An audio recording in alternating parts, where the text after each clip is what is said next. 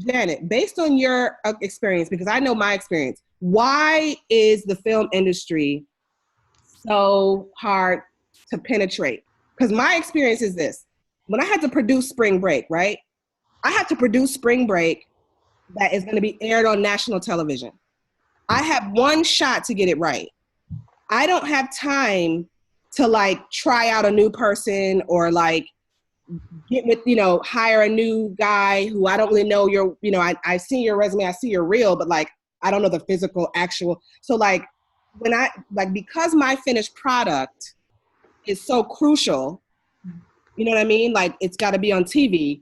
I just don't have time for outsiders. It's not that I'm feeling like, oh, this is this exclusive world and I don't want to give you a chance because this is so exclusive. It's just literally like the stakes are too high to like deal with, the nonsense. It's like I need to know who can do it. I need to go who I know who can do it. So I would always hire the same agency over and over again every year to produce my events and I would go out, I would bid it out to other people just to get other ideas, but somebody could come with like a super way cooler proposal.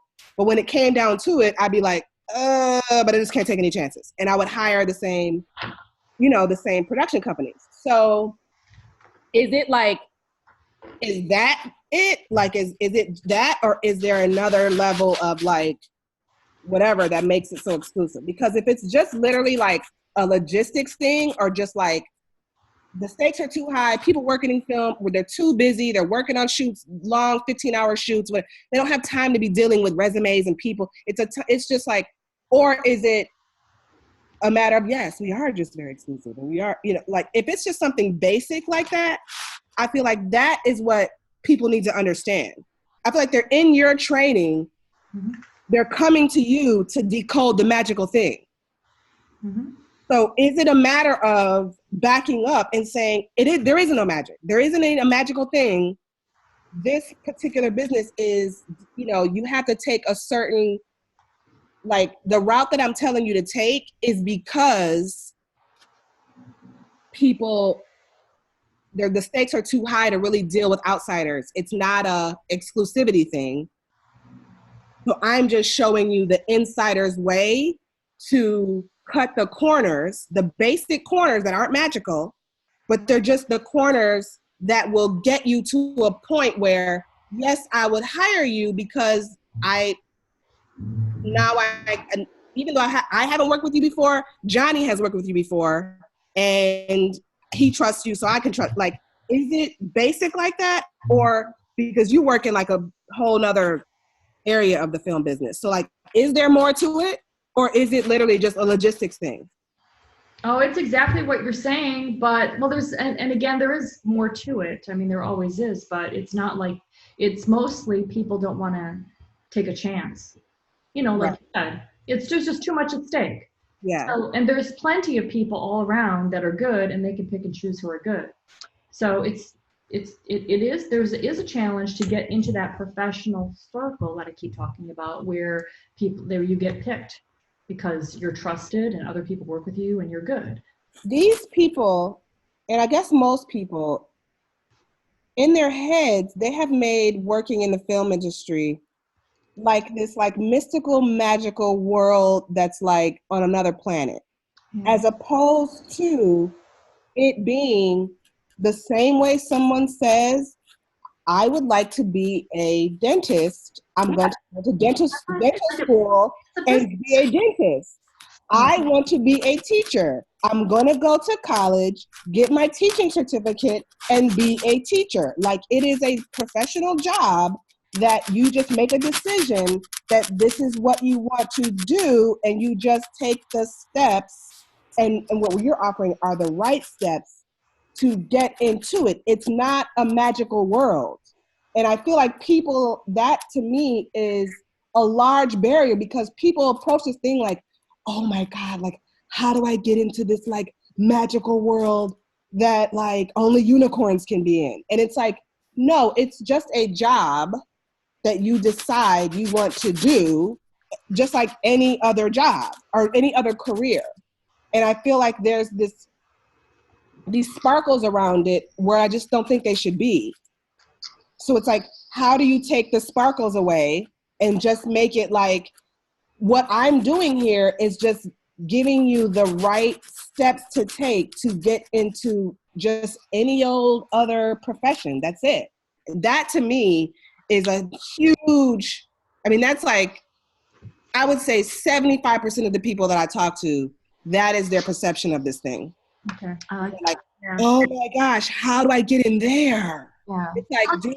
It's like a pedestal thing. Like our job is to take the pedestal away and just see the thing as is. And see it as it is. It's just a job. Like anything else you choose, it's like there's just a path to do it, and you just do it, and there's no sparkles. And that to me is a huge thing. Everyone I talk to, it's like, I don't know how to get it. I don't know how. It's like, if you were saying you wanted to be an engineer, you wouldn't, like, people don't talk about being an engineer. Like, I don't understand. How do I do this? Like, what do I, they just say, I'm going to go to engineering school. That's it. You know?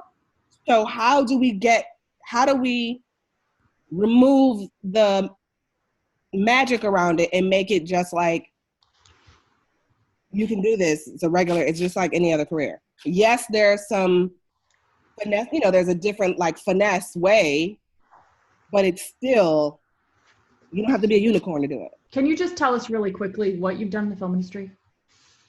Well, I worked for MTV for 8 years. So I did the first part of my time there. I produced all of their biggest tentpole events. So like Spring Break and all of that. So but in that role, I was more in the event production side. So like the marketing and events. So I marketed them, but I also produced them from scratch.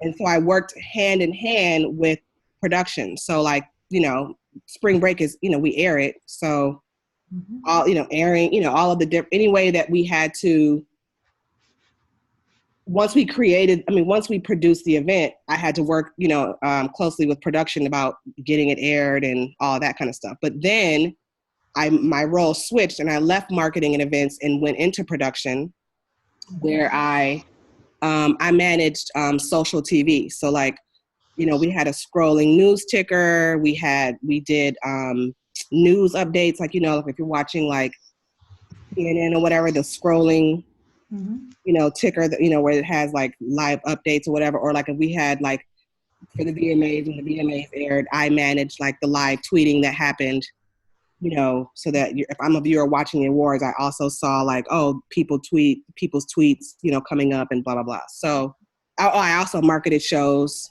So new shows that came out, I did the marketing plans for them. So I wasn't like holding a camera, but every job that I did at MTV, some part of it was aired. So I had to work closely with the production team to get content actually on the screens. That's just most of these people's dilemma. There's so much mental crap that is thinking that like for any goal, it's just like, oh my God, there's just all this stuff I got to go through, all this. And it's literally not. It's just go forward. Just go forward. And you'll eventually get to where you need to be. Just go forward. That's it. You just have to do something every day towards what you want to do, and you will get there. It's like, even if there's ups and downs in between, even if there's like complications that you got to work through or whatever, you're still moving forward and you're still going to reach your goal. You're just putting one foot in front of the other until you're done.